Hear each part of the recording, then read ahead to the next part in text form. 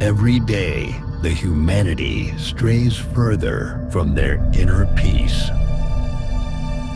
sacrificing their time, their energy, their passion in seeking for fortune, happiness, steadiness, only to find more stress, exhaustion, anxiety. What if the source of relief is hiding somewhere else?